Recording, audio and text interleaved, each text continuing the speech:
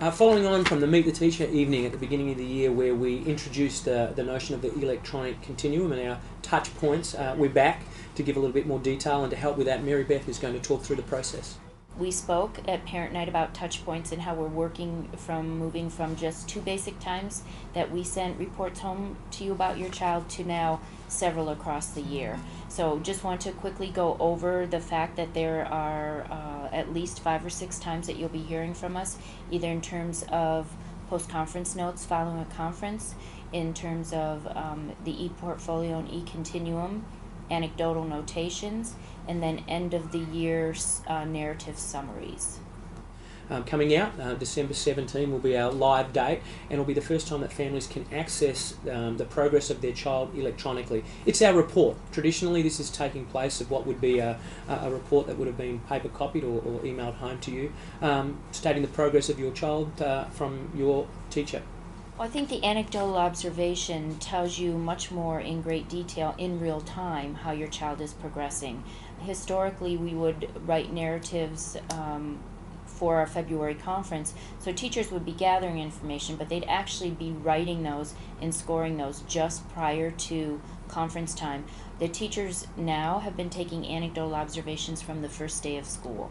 So we're not storing in our memory or even in our notes something to write about 6 months down the line. We're writing about it in real time and saving it. So it's taking it from more of a generalized statement to really a real-time evidence of the growth of your child. Right. With supporting photos and documentation. And I think that was the last bit was the real key point. You know, increasingly want to monitor student progress relevant to that individual and rather to the group. And so we can see where an individual child is at in their development and what needs to come next, and in conjunction with the conversations and the goal setting, we can really start to tailor the educational experience for each of our students, separate to what is largely expected as a common norm. So I think in one very big regard, we are increasingly delivering on our commitment to sort of knowing the individual as a learner and as a student, as a child in themselves. And I think we're becoming much more accountable too. Sure. Accountability in the continuum where you can see the skills that we are focusing on for development for success for your child, and then we're being accountable to you to report on those skills.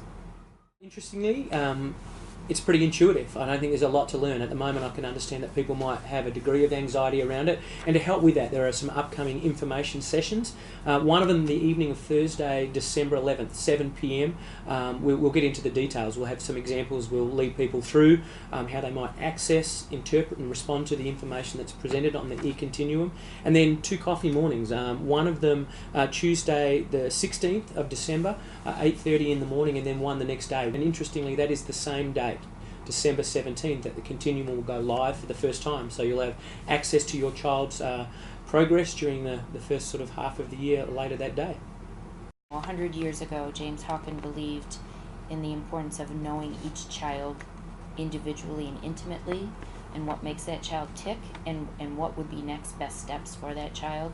And it's funny that this is happening on our 100th year birthday, because we may have stepped into the electronic world, we may have stepped into a different way of communicating, but what we are communicating is very much the same. Right. And what we want you to walk away from with all of these touch points during the year would be the thought that you really know my child. That's our goal. I get the sense too that people can sometimes associate technology and it becoming a sterile sort of environment. The anecdotal observations for us are an increased commitment to the personalisation and understanding of an individual child, and the technology just really allows us to be more efficient, to make it more accessible in a very busy sort of dynamic world.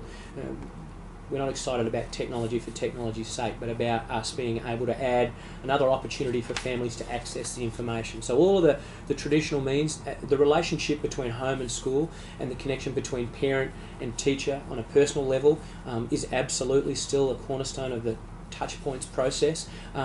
Making this information available electronically is an addition, and it's certainly not looking to take away from anything that we've historically valued, because as you will hear repeatedly here, the partnership between home and school is unbelievably vital, and in fact, required as part of a successful journey. Well said.